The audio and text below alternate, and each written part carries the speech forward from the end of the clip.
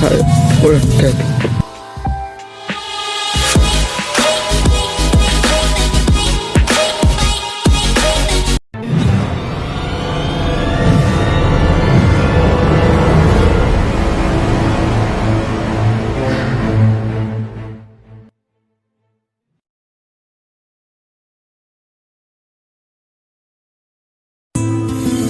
Assalamualaikum warahmatullahi wabarakatuh. Perkenalkan, nama saya Subairi dengan NIM 211N10021 dari Prodi Teknik Lingkungan Universitas Argopuro Jember. Pada kesempatan kali ini, saya akan menjelaskan mengenai pemetaan dan penjaringan kelompok-kelompok rentan akan ketidaksetaraan gender, disabilitas, dan inklusi sosial.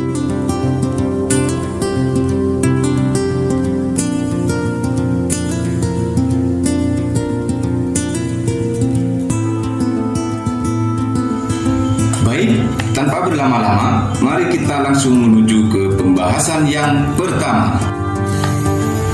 Yang pertama yaitu ketidaksetaraan gender.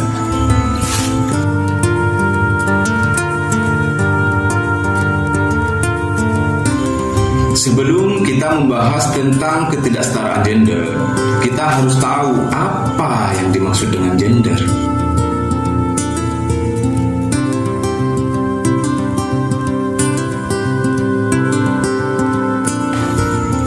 Gender merupakan perbedaan antara laki-laki dan perempuan apabila dilihat dari nilai dan tingkah laku yang terbentuk atau dikonstruksikan secara sosial.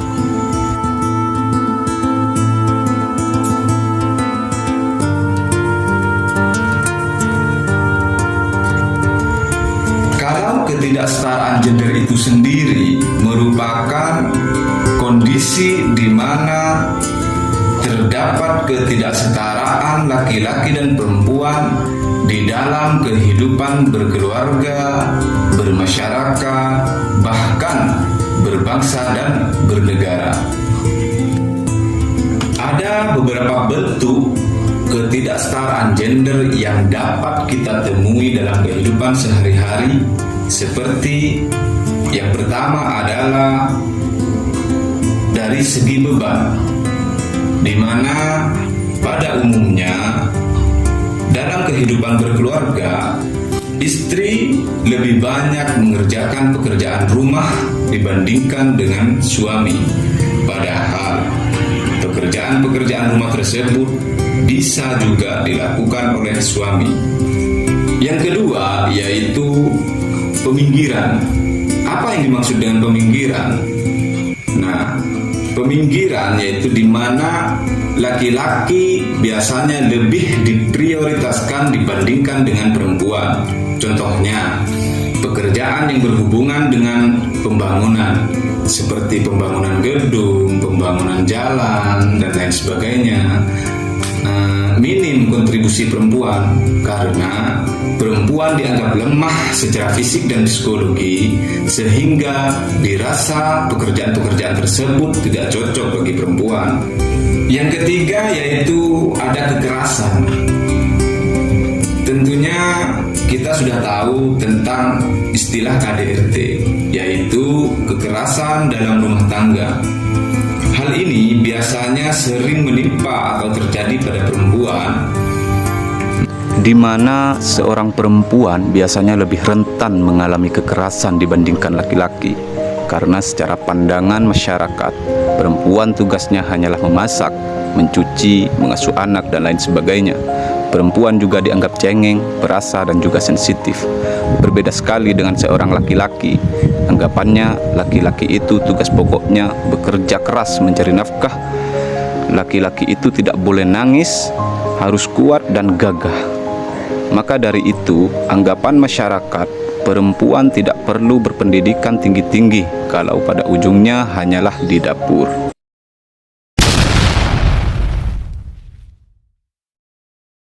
Yang kedua adalah disabilitas.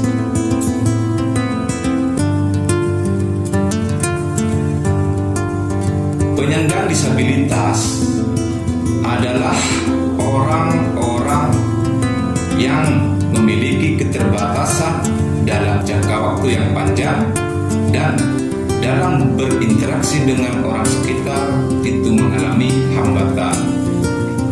Disabilitas ini tidak hanya berkaitan dengan fisik saja.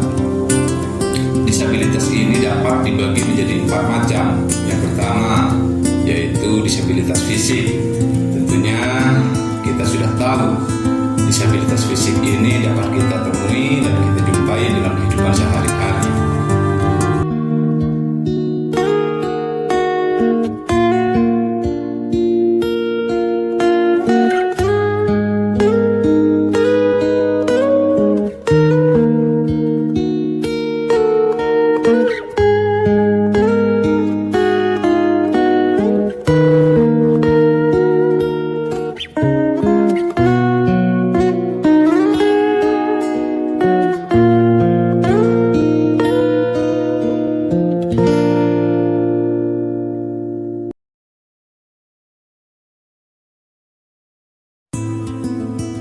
Yang kedua yaitu disabilitas sensorik.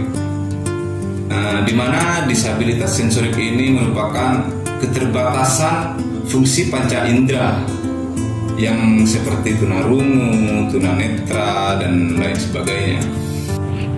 Semangat anak kecil, saya orang cacat. Yang ketiga yaitu disabilitas mental.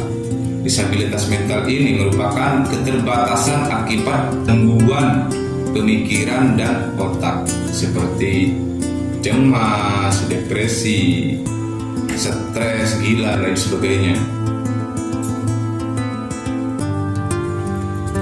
Yang keempat yaitu disabilitas intelektual yang berhubungan dengan IQ dan atau tingkat pemikiran atau kecerdasan yang sangat rendah atau di bawah rata-rata.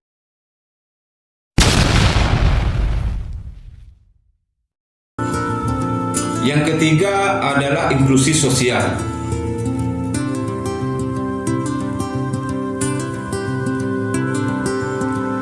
Inklusi sosial merupakan kondisi di mana semua individu atau kelompok masyarakat dapat berpartisipasi dalam pendidikan dan kegiatan ekonomi.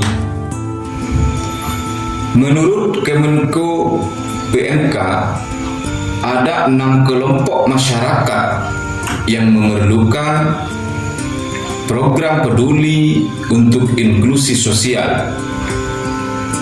Keenam kelompok tersebut adalah yang pertama, yaitu korban diskriminasi, intoleransi, dan kekerasan yang berbasis agama.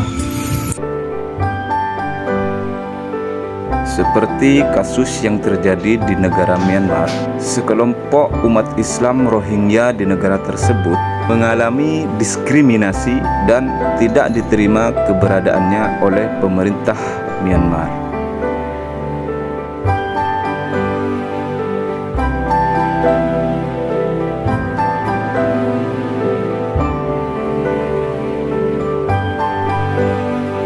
Yang kedua yaitu korban pelanggaran HAM berat. Yang ketiga double name. My eyes see your face, searching for a straight through. Spell double name. My eyes see your face, searching for a straight through.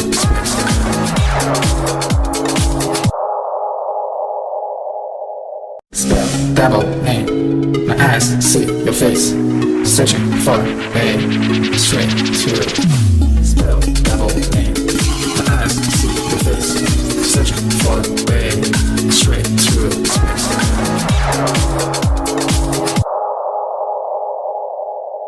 Spell double name. My eyes see your face, searching for a straight through. Spell double name. My eyes see. Tiga waria. Head in the clouds, and I'm not coming down. Keempat masyarakat adat dan lokal terpencil yang tergantung pada sumber daya alam.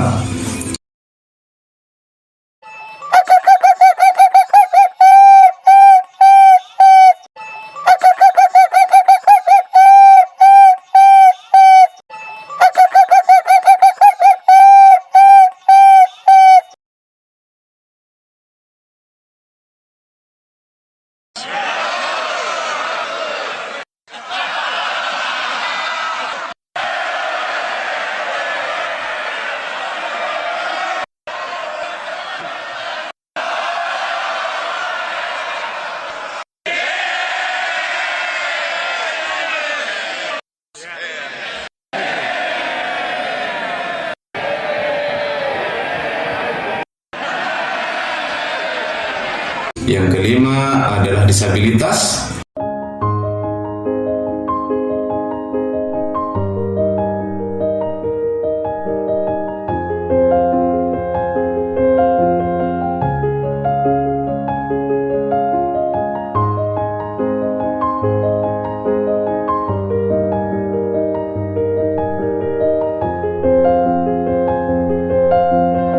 Mbak, ini jual jilbab ya? Iya, emangnya kenapa? Emang kamu mau beli? Iya Mbak, kebetulan adik saya mau ulang tahun. Yang keenam adalah anak-anak dan remaja rentan.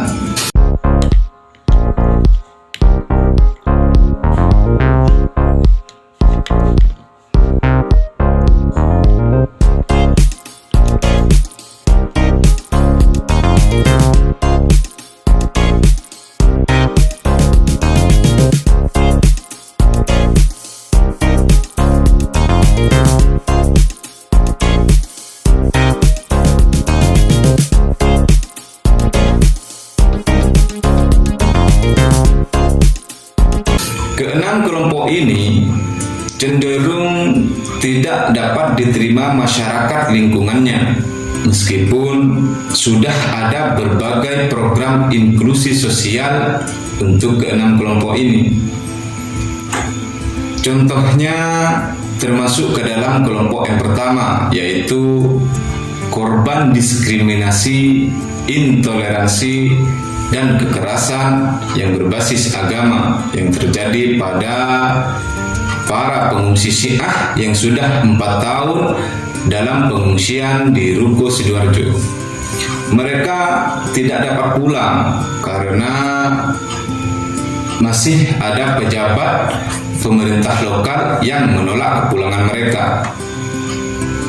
Mereka juga mengalami kesulitan dan dalam administrasi pendidikan. Anak-anak mereka juga mengalami kesulitan dalam pendidikan. Karena itulah berbagai bentuk gerakan inklusi sosial yang diperlukan, yaitu inklusi sosial dan budaya, inklusi keagamaan, dan juga gerakan inklusi ekonomi.